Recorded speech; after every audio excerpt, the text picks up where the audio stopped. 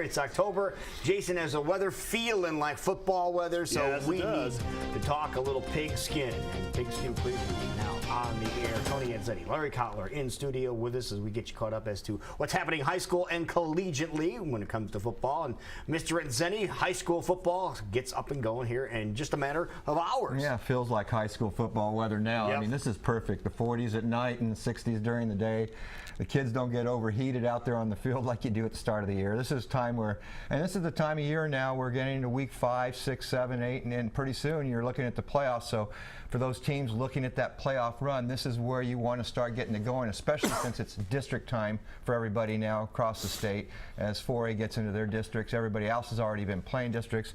So if you want a chance to that playoff spot, this is where you start making that major move. Did I hear Andy Garman last night on the news say that we're halfway through? Yeah, this will be halfway? halftime tonight. It'll be halfway through. Wow, that's amazing. So yeah, it goes quickly. It's some big games across the state, and of course Central Iowa Sports Network, CISN.TV.com. We'll have games from our area as well. But some of the big games, you already talked about it yesterday with Larry and Milwaukee and at Urbandale. That's a big matchup of two top 10 teams as far as the rankings that I throw out there from time to time every week on our website. And Bondurant Farrar at Gilbert's another big game in the 3A class field. Both of those teams are 4-1, battling for a district position there. And Norwalk's at home, but they take on a Sheraton team, both of those teams with one loss in their district, so this is a key game. Both teams are 4-1 overall, so another game here in the Central Iowa area to keep an eye on in the Class 3A field. Panorama Panora, one of the teams in my top 10. Van Meter just outside of the top 10.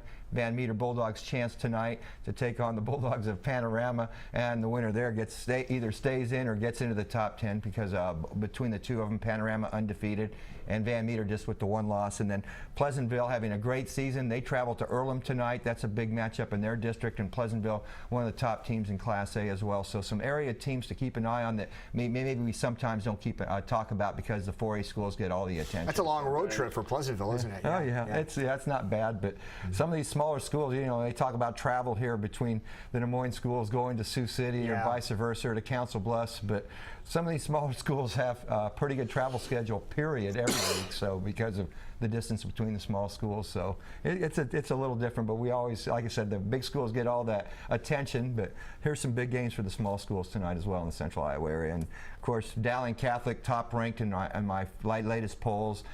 I'm mildly surprised. I'd be lying if I didn't say that I thought Valley was the team to beat. It said it before the season, said it in the show. Dowling's turned it around. The two-headed quarterback system seems to be working, and they've got some kids that weren't playing early in the season back on the football team that are going to make an impression as well. So that two-quarterback thing, we were kind of questioning whether or not it would really work that well. But so far, so good, and their defense is great. And Pella, #1 in 3A, the defending state champs there, they have done nothing to take anybody's mind off of them being the team to beat. Albia in 2A just south of here, another program that's done a really good job after years of being horrible. Iowa City Regina, enough said there. They try to powerhouses forever.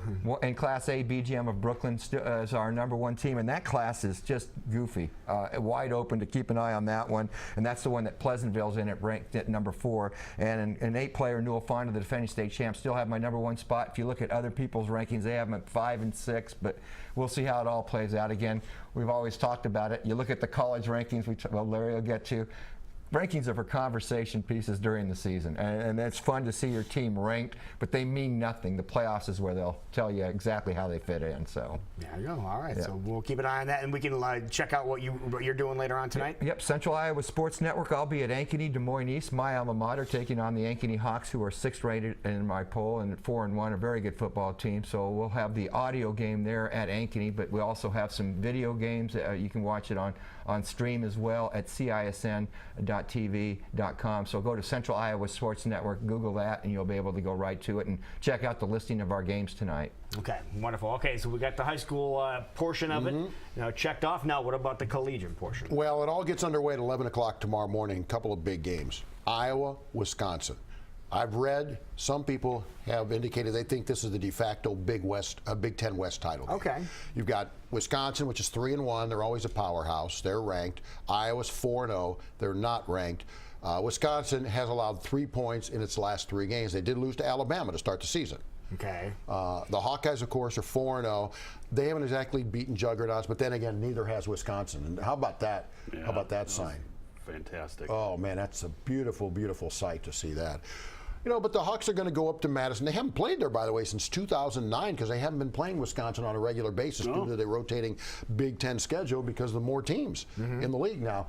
So, you know, this once again, this is going to be a knockdown dragout. I mean, it's going to be a slugging game because these are they teams. play the same game. They do. They do. The big offensive hogs up front. They like to run the football. Tywan Deal runs it very well. Was the Big Ten Freshman of the Week last week for the Wisconsin Badgers. They're also going with a very unique setup. They sometimes have 3 backs and 1 tight end, or 2 fullbacks and a running back and a tight end. So a 3-1 situation. Oh my goodness, that's like way old Bears football. It is. Yeah. It is. Yeah. They just come at you like that. Wisconsin's a favorite in this game. They're playing at home. I don't know. For some reason, I think this is a different Iowa team. It's a team that talks together. I think Iowa to spring the upset. I do. All right. I'm not just being a homer here because people know. Well, you're a homer. Don't worry about it. Well, okay. Well, whatever. But no, I'm going to go with the Hawks to spring the upset this year. I just think there's something a little bit special about this football team. You can see that happening. Meanwhile, up in Ames, Iowa State has to play the Kansas Jayhawks. This is going to be cool because we're going to have somebody on the Iowa State sideline that used to be on the other sideline. Yes, Mr. Mangino. That's exactly right. Or the Mangenius. That's what some people are calling That's what they call him. So this is a game, and again, you know me, I don't like to say must win. But look, Iowa State's 1-2, but they played competitively in their 2 losses against Iowa and Toledo. Lost in double overtime at Toledo. They've got to win this game. I mean, there's no 2 ways about it. First of all, Kansas is terrible. I mean, they just are really, really bad. And Iowa State's not that bad a football team. Plus, when you look at Iowa State's schedule down the road, it gets really difficult, guys, because after next week is Texas Tech, and then after that you get like TCU, Baylor, Texas. Well, Texas is not very good. Oklahoma, Kansas State, West Virginia. Yeah, but you see the Cyclones, they can step up with some of these big games when need be. We know Coach Rhodes gets them all fired Well, up we for know those, that, but then again, you got to beat the teams you're supposed to beat. All right. And Kansas is bad. I mean, there's just no 2 ways about it. Iowa State's a 16.5-point favorite, if that tells you anything. So the Cyclones got to get this one done. All right. Can you imagine that? Yeah. I mean, I'm not picking on Iowa State, but Iowa State's not exactly a juggernaut either, and they're 16.5-point favorites. They got to win this game. Now, Northern Iowa goes on the road. They were off last week. They're playing Illinois State, and they're playing. You remember Illinois State? Yep. Guys, remember them? Jason? Oh yes, I do. There you go. All right, first game of the year against Iowa. Yep. So they're very pretty. good. They're good. number 4. Yeah. They're number 4 in FCS. So it's going to be a difficult task for the Panthers. This one to me is a toss-up game. You know, because you're playing on the road against a very good football team. The question is, has Mark Farley? Nice job by Farley with the black eye, by the way. I like that. Who got him? Yeah. Maybe one of the linemen ran off to the look. sidelines. Yeah. Yeah. But anyway, you know, they have to solidify things now. Hopefully, they got their quarterback and running back situation together a little bit now. I'm going to have to go slight favorite Illinois State. I hope I'm wrong, just because they're playing at home, number 4. Right.